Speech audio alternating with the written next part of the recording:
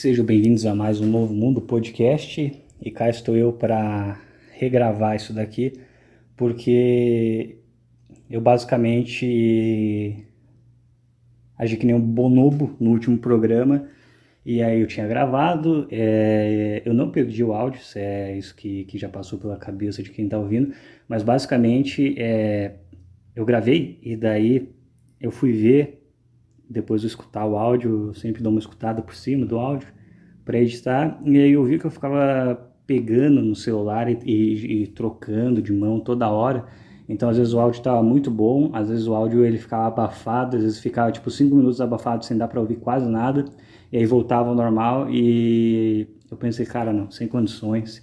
Aí eu pensei, não, vai ser só num trecho em específico e no resto vai ficar normal, mas eu via que eram momentos aleatórios, porque eu ficava trocando a forma como eu pegava o celular, e ficava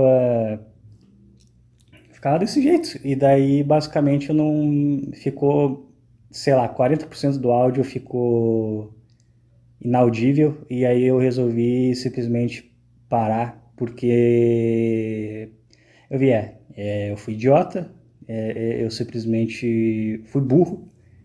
E por isso, como castigo, eu vou me impor a gravar outro, do começo. Eu não sei nem se eu vou falar dos mesmos assuntos, porque é tudo espontâneo, então quando você tenta replicar o mesmo assunto, fica uma merda, fica antinatural, fica estranho. Então eu nem sei se vou falar da mesma coisa que eu falei no outro, mas eu vou gravar de novo porque não teve jeito. Eu acho que eu até já tinha gravado alguns programas que estavam nessa toada, mas como como eu era um idiota, basicamente, eu deixava lá, eu nem via. Tinha uma época na minha vida que eu gravava e postava, eu nem sabia como estava a qualidade do áudio. Então, às vezes o negócio ficava abafado e eu só ficava sabendo porque alguém comentava: Ô, tá muito bom o seu programa, mas tenta, sabe, falar direito. Não, a pessoa não comentava assim, mas comentava. Mas assim, tem umas partes que tá meio abafado, tenta consertar isso, tá? E aí eu via mesmo que ficava abafado, eu pensava, putz, eu já postei, eu não vou fazer isso de novo. E dessa vez eu pensei em fazer isso, só editar as partes abafadas, mesmo ficando sem muito contexto. Mas eu pensei, cara, tá muito, tá demais, tá em vários momentos, não tem como editar tudo, e mesmo que eu cortasse todas as partes abafadas, eu basicamente ficar sem sentido nenhum. Então eu resolvi gravar tudo do zero. O que é ruim, porque você fica com aquela sensação de que, tipo, tipo, nossa, eu falei tanto ali, eu queria que as pessoas ouvissem o que eu falei ali. E aí foi tudo pra casa do caralho, porque a minha mão tava tampando o microfone e eu não conseguia falar direito. E eu fico, mas que cacete, cara. Mas é isso, né? Não tem muito o que fazer. Por sorte, era um programa com pouca, sei lá, não tinha sido um que eu terminei e falei, nossa, que legal, esse aqui foi foda, hein? Tinha sido mais um que eu tinha gravado no final do dia, meio cansado e tipo, eu vou postar e é isso aí. E daí ficou daquele jeito. E agora eu vou realmente fazer o negócio direito. E, e se não der, aí eu não sei, cara. Aí eu vou fazer de novo. Aí eu vou deixar o celular em alguma mesa, em algum lugar. Eu devia era comprar o microfone, né? Já faz 5 anos. Inclusive, eu lembro que isso aqui eu falei no último programa. Já faz 5 anos que eu tô fazendo esse negócio aqui, só com o celular. Eu não tenho amor nenhum pelo meu projeto pessoal.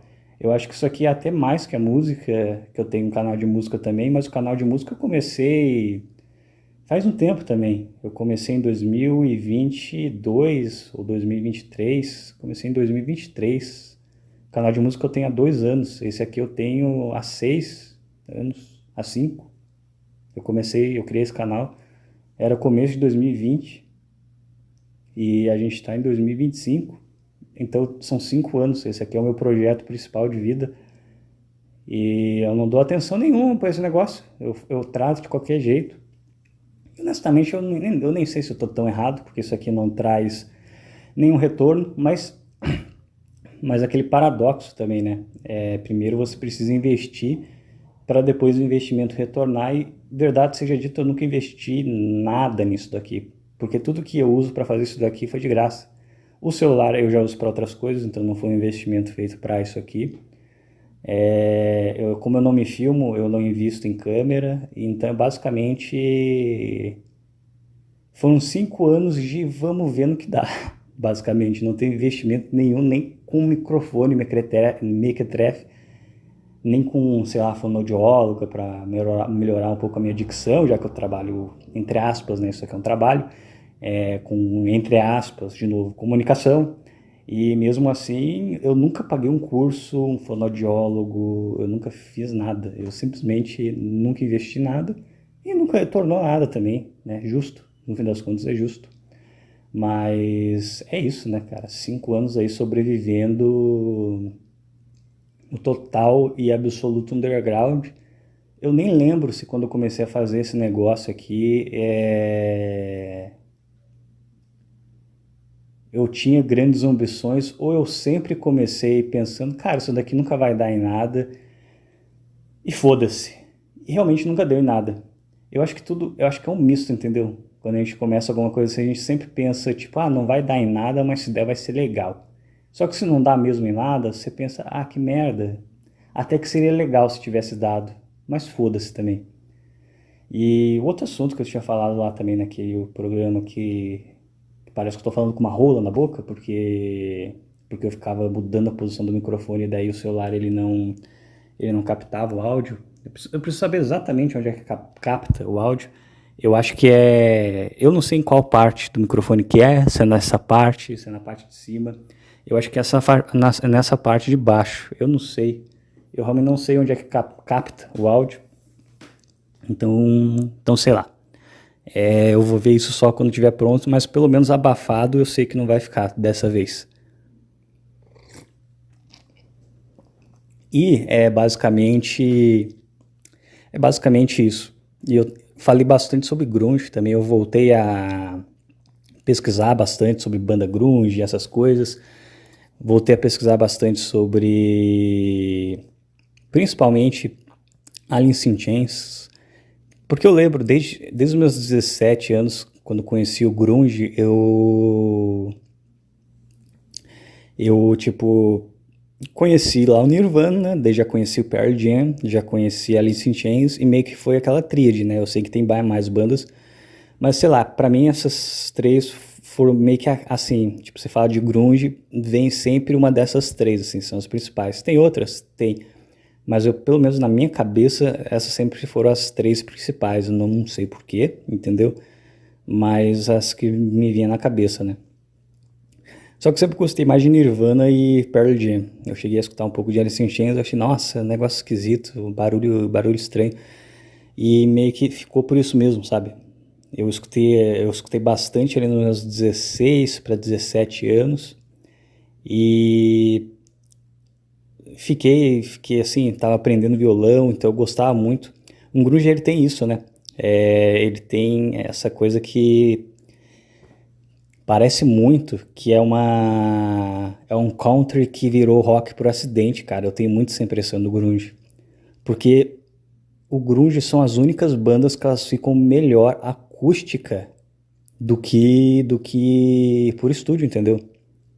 Ou fica melhor ou tipo fica pau a pau, sabe? Por exemplo, Pearl Jam acústico, ele não é necessariamente melhor do que os álbuns, mas ele fica pau a pau.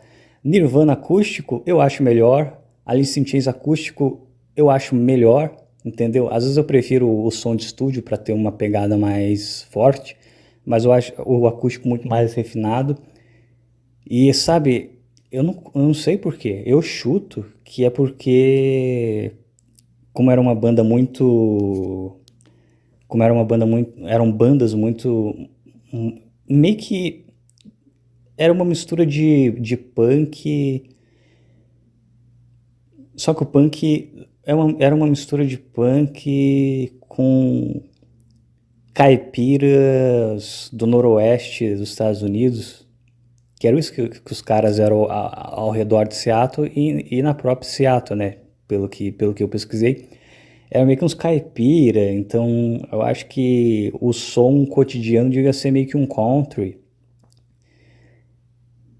Só que daí os caras gostavam de rock, mas de certa essa influência cultural local meio que ficava entranhada nos caras e isso aliado a músicas que são mais simples, acaba sendo mais fácil você tocar de forma acústica do que, sei lá, tem músicas, sei lá,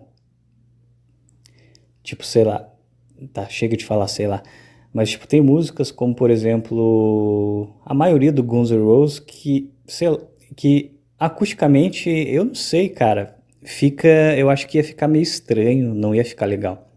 E eu vi outras bandas, eu vi o Korn acústico pra ver como é que ficava, não ficou melhor do que o álbum de estúdio. Eu vi a Aerosmith acústico, também não ficou lá essas coisas. Parece que os acústicos, principalmente os unplugged, eles foram feitos pro grunge, cara, porque só o grunge e Alanis Morissette que ficaram bom acusticamente falando.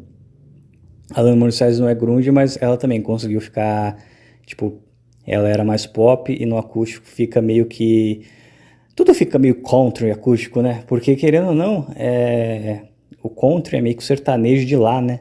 E aí é mais violão, uma pegada mais acústica, então qualquer coisa acústico vai lembrar um country de alguma forma.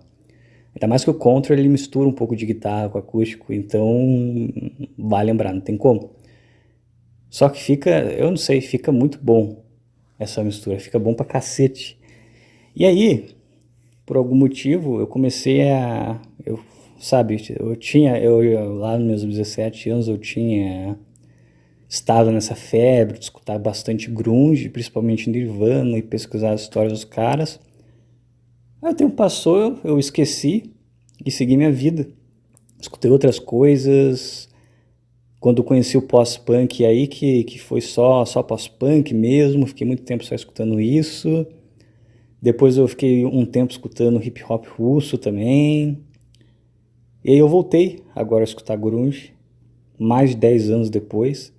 E aí eu voltei a escutar Alice in Chains. E porque sei lá, eu tava enjoado de tudo que eu já tinha ouvido de tudo, tava enjoado de tudo. E aí eu queria uma coisa calma, mas ao mesmo tempo que ainda fosse um rock. Só que o Nirvana também já tava enjoado, porque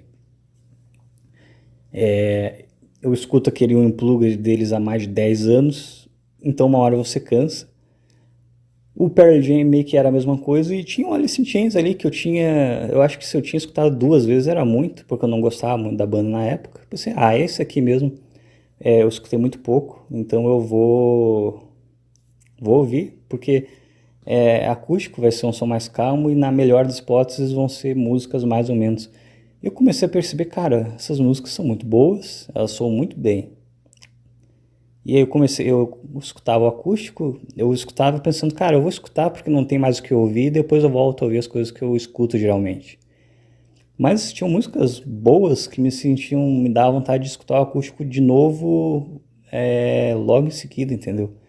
E eu comecei a fazer isso. Aí eu comecei, quando você tá no YouTube, você começa a ver muita coisa relacionada a um assunto, começa a aparecer vídeos relacionados, né? Aí começou a aparecer vídeo da banda, o que a letra de uma música queria dizer. Eu comecei a ver que eram umas coisas interessantes e eu comecei a ver que a vida deles também era interessante. Não era só o Kurt Cobain que tinha uma vida turbulenta nessa época. Aí eu comecei a pesquisar mais, fui mais a fundo, principalmente na biografia do vocalista. Comecei a pesquisar mais e eu vi que, cacete, realmente era uma história interessante, pesada. E eu fiquei pensando, não, mas agora que eu me dei conta, cara, tipo, é uma banda que tava lá, tinha o mesmo contexto do Nirvana, tava pau a pau não pau a pau, mas assim, era o mesmo, eles vinham do mesmo lugar, tinham um estilo mais ou menos parecido,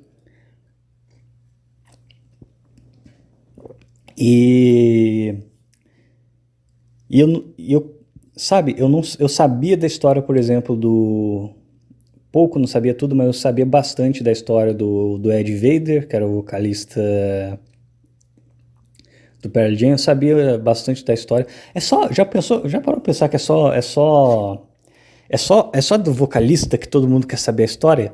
Ninguém quer saber a história do baixista, a história sei lá, do guitarrista até vai, mas do baterista, a história da pessoa que cantou, que tocou o violoncelo. Cara, ninguém quer saber, já foram pensar nisso? Ninguém, por exemplo, de 93 para frente, tinha uma mulher, eu não sei se era sempre a mesma mulher, mas no acústico tinha uma mulher que ela tocou um violoncelo acústico durante a apresentação do Nirvana.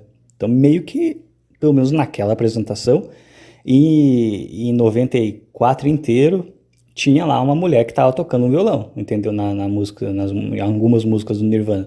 Ninguém sabe quem é, ninguém sabe o nome da mulher. Cara, é, o pessoal só liga mesmo pro vocalista, né? Por isso que não tem mais banda de rock, porque todo mundo quer brilhar. Quando você pensa em eu quero formar uma banda, você pensa, eu quero formar uma banda. Eu vou ser o baixista que não canta e só fica fazendo. Não, você pensa, eu vou formar uma banda porque eu quero brilhar, porque eu quero ser o cara que todo mundo conhece, o cara que fez acontecer. E geralmente esse cara é o vocalista, né? E às vezes esse cara nem é o vocalista, às vezes o vocalista ele só canta, ele não escreve, ele não toca o instrumento, ele só vai lá e canta. Mas todo mundo quer ser ele, porque foda-se, porque ele é o cara que tá brilhando. Eu acho que é por isso que acabou as bandas também, porque antigamente, eu não sei, meio que o pessoal ele aceitava, sabe? Tipo, tá bom, tem um cara que de nós que ele vai brilhar bem mais, ele vai comer bem mais mulher, mas foda-se, vamos fazer a parada acontecer e todo mundo, mesmo alguns, tipo, não recebendo menos crédito em dinheiro, mas menos status, talvez assim, todo mundo meio que aceitava isso e foda-se, sabe? O pessoal antigamente colaborava muito mais, por isso que as coisas parece que eram melhores. Hoje meio que todo mundo quer. Eu não digo que eu não me tiro dessa, eu também quero brilhar. Se um dia eu, tipo, todas as vezes que eu tinha vontade de criar uma banda, eu não me imaginava como o baixista que ninguém sabe o nome, eu me imaginava como o cara que brilha, entendeu? O cara mais famoso da banda. Mais do que ser integrante de uma banda famosa, todo mundo quer ser o cara que brilha dentro da banda, mesmo que seja numa banda às vezes nem tão famosa. Então é isso. Todo mundo quer saber da história do vocalista. Ninguém se importa com a história do tecladista, por exemplo. O Linkin Park mesmo. A maioria sabe que o vocalista era Chester. Algumas pessoas sabem que o outro vocalista que cantava a parte do rap era Kinoba, e eu nem sei se tu falou o nome dele certo, pra você ver que já começa a ficar ruim. E o resto da banda, cara, ninguém sabe. Você sabe o nome do tecladista do Linkin Park? De cabeça, assim, sem precisar pesquisar no Google? Eu não sei. E nenhum dos outros integrantes, eu não sei a história deles. E honestamente eu não tô nem, eu não tô nem aí. Cara, é assim, cara. É assim. Só os vocalistas se importam. A verdade é essa. Só que acho que, sei lá, acho que tem um karma que cai em cima deles, que são os que mais se fodem também. Eu não sei porquê, eu não sei se essa exposição demais acaba fudendo com os caras, ou se é um negócio espiritual, mas, cara, todo vocalista de rock toma no rabo, cara. Todo frontman da banda toma no rabo, mesmo às vezes ele não sendo, porque às vezes você pensa, cara, ele tomou no rabo porque ele era o centro criativo da banda, então se ele tinha essa força criativa para formar a banda, só que essa força criativa dentro dele também destruiu ele, né? Às vezes eu pensava isso. Só que não, entendeu? Você vai ver uns caras que, tipo, eles eram avós, mas eles não compunham muito. Eles não compunham, assim, algumas letras, mas não eram todas. Quem compunha, tem banda que quem compunha era outra pessoa. E mesmo assim, é sempre o vocalista que é o que ou despiroca de vez ou chega mais perto de despirocar. Depeche Mode é a mesma coisa também. É o vocalista lá que uma época despirocou, só que eles ali conseguiram, sei lá, é que em inglês, né? Então eles têm uma classe maior, então eles conseguiram segurar a barra, mas também estavam numa situação complicada. E é isso, né, cara? É o vocalista, né? É a magia de ter o vocal. E daí teve, enfim. Daí eu sabia bastante a história do Pearl Jam, do Nirvana, dos vocalistas, mas de Alice in Chains e, obviamente, do vocalista, eu percebi que eu não sabia a história. Das bandas era a única que lá atrás eu tinha me importado tão pouco com a banda que eu não tinha nem me dado o trabalho de correr atrás para saber a história deles e eu acabei descobrindo esse ano. E aí eu descobri, eu fiquei, rapaz, que coisa, caralho. Pra mim foi muito, a história dele é muito parecida com a história do vocalista, do Lane Staley. Pra mim é muito parecida com a história do Kurt Cobain. E eu simplesmente não sabia disso. Pra mim, quando eu fui pesquisar, fui correr atrás mais dessa história, pra mim pareceu muito um Kurt Cobain que não se matou, entendeu? Começou a ter problema sério exatamente na mesma idade, só que um se matou e o outro continuou. E continuar não fez ele se salvar, porque muita gente pensa, se o Kurt Cobain ele não se matasse, ele ia estar entre nós, ele ia estar entre nós hoje, vivendo e fazendo músicas. Cara, às vezes não. Às vezes ele se matou porque ele sabia que ele não ia conseguir superar o vício e ia terminar de uma forma muito pior. Tanto que o que ele escreve é justamente. Cara, eu prefiro. Alguma coisa assim que ele escreve na carta de suicídio dele. Eu prefiro morrer de forma abrupta. Não sei, eu prefiro queimar como sou. Enfim, ele dá uma romanceada, mas era o que ele queria dizer mesmo era basicamente, cara, eu prefiro morrer logo do que morrer aos poucos. Não foi com essas palavras que ele disse, mas foi basicamente isso que ele quis dizer. No fim das contas, o cara que era mais próximo dele em questão de vício, história traumática, essas coisas, lugar que nasceu era o Lane Staley, o Lane, e ele foi o cara que não se matou. E que o pessoal, tipo, em tese, né, não, o cara não vai se matar, ele vai passar por essa fase, vai ficar bem, e ele não ficou bem. O Kurt morreu em 94, ele seguiu, ele com a banda lançaram um álbum em 95, eles lançaram o acústico deles em 96, e depois disso o cara simplesmente sumiu, e ficou, e tipo, e daí parece que a noiva ou pretendente, ex-pretendente dele, mas que era uma pessoa especial pra ele. Essa parte me pegou, cara. Porque hoje não tem mais isso, né? Hoje ninguém mais ama ninguém, hoje tá tudo uma bagunça, tá um caos enorme. Então isso me pegou, porque com todo aquele caos de vício, de droga, de putaria, meio que você ainda conseguia ter alguma espécie de romantismo, entendeu? E daí, tipo, tinha ele, tinha essa mulher, eles meio que não tinham um relacionamento padrão, mas eles tinham um relacionamento. Aí a mulher, assim como ele era viciada, aí ela pega uma doença por compartilhar a seringa e morre, e aí o cara quebra.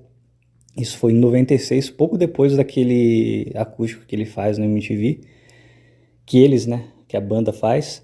E daí foi só ladeira abaixo, foi tão ladeira abaixo que em 98 o cara ainda vai lá, faz umas músicas, mas tipo, falo assim, eu pesquisei em várias fontes, falo que o cara já não tinha nem dente pelo nível de vício, ou seja, o cara conseguiu meio que segurar a onda até enquanto tinha juventude, enquanto o hype do grunge ainda estava mais ou menos ativo, e depois, cara, que a noiva do cara morreu, o grunge, de certa forma, morreu e foi tudo pro caralho, o cara também foi pro caralho junto, sabe?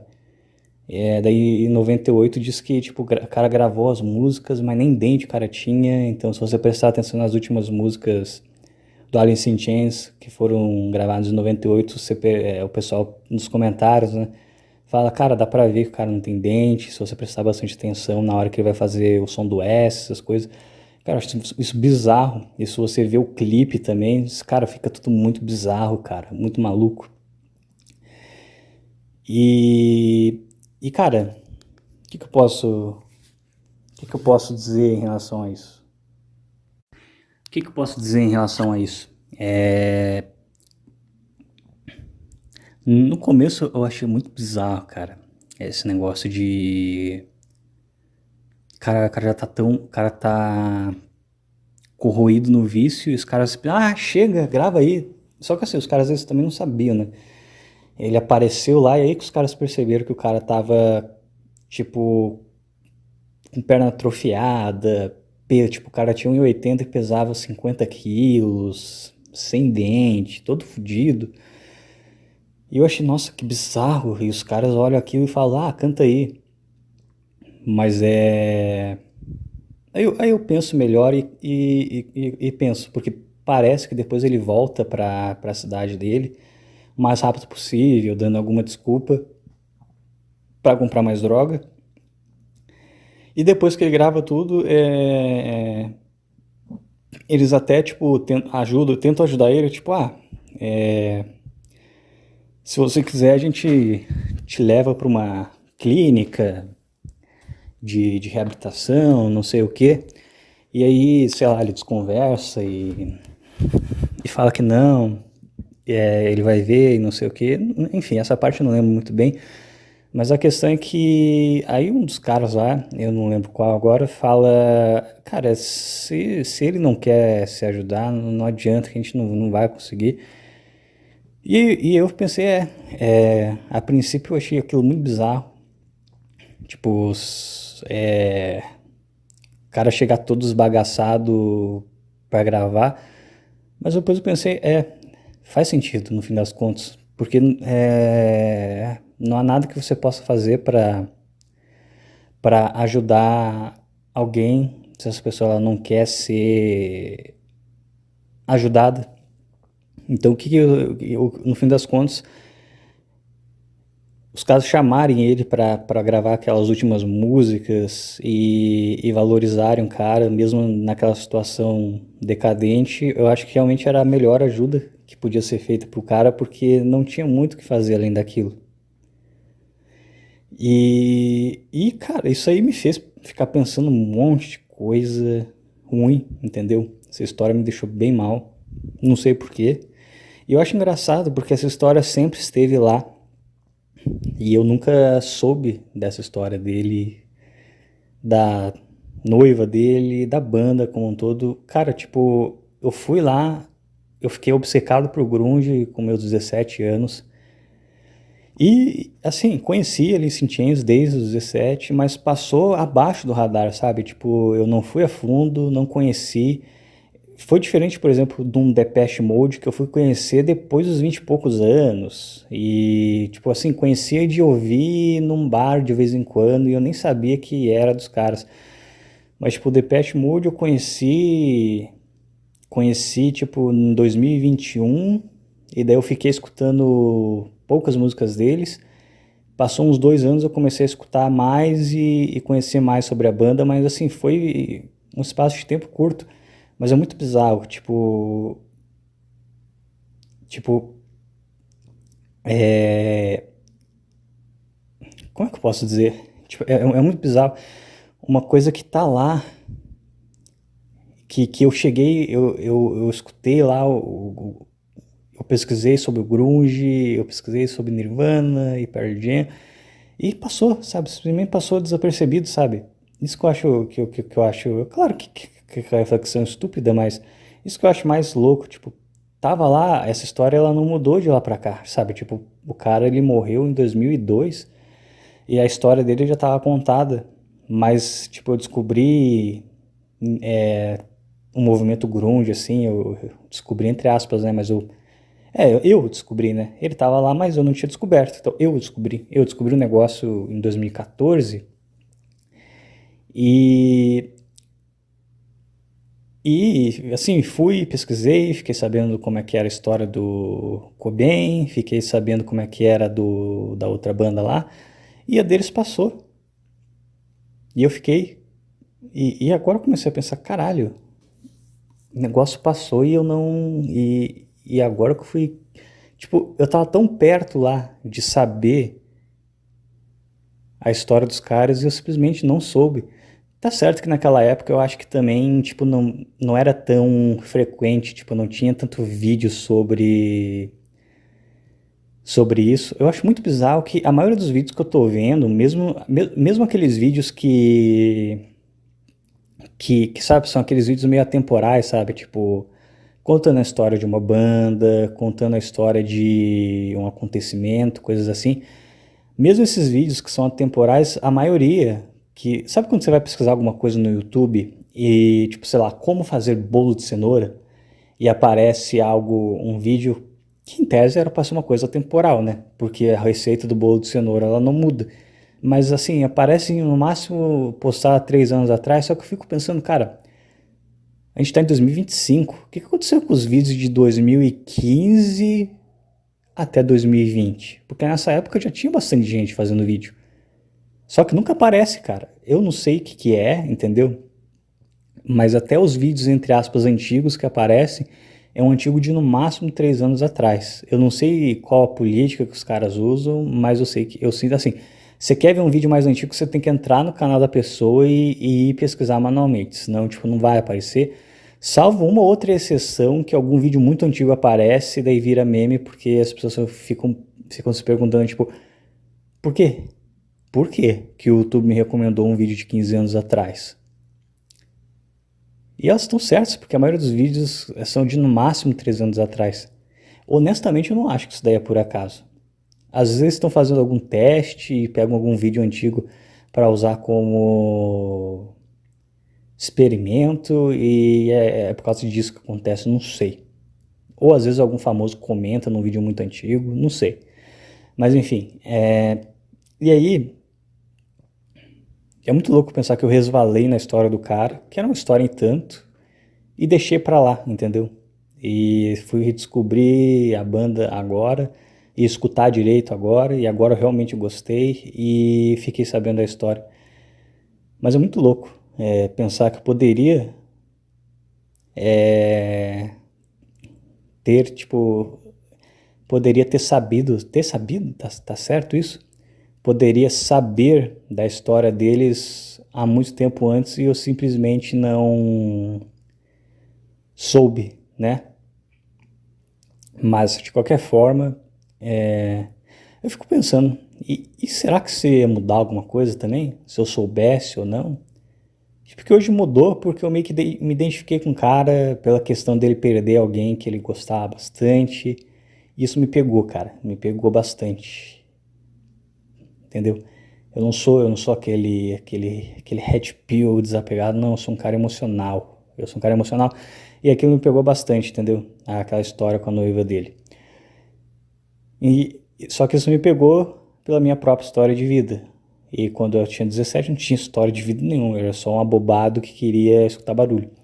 Então, eu acho que se eu soubesse a história dele nessa época, eu provavelmente ia só tacar o foda-se e não ia, sei lá, eu não sei, não ia me importar muito, provavelmente. E como não me importei com as músicas, não gostei, achava estranho, não sei, não ressoava muito bem. Na verdade, isso que é irônico, né? Eu nunca achei que as músicas do grunge servia, por exemplo, para, sabe aquelas músicas que você escuta para fazer exercício, para meter o louco, para ficar motivado mesmo? Eu nunca achei que o grunge combinava com isso. Eu sempre achava que o grunge era bom para aprender a tocar violão e para você ouvir só por ouvir mesmo assim em casa. Mas Alice in Chains foi uma exceção que eu só fui perceber anos depois, que era uma música boa assim, para ouvir em casa, mas é muito boa para você escutar quando você está treinando, correndo também, porque ele pega, por mais que seja grunge, ele pega um lado mais heavy metal, mais pesado e mais sombrio que eu gosto bastante.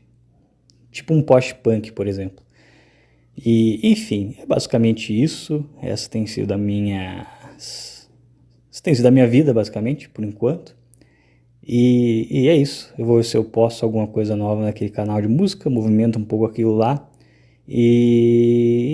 Né? Refiz aqui o programa.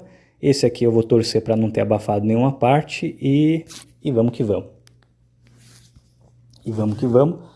E agora vamos achar o botão de desligar, né? Tem que achar. Achei.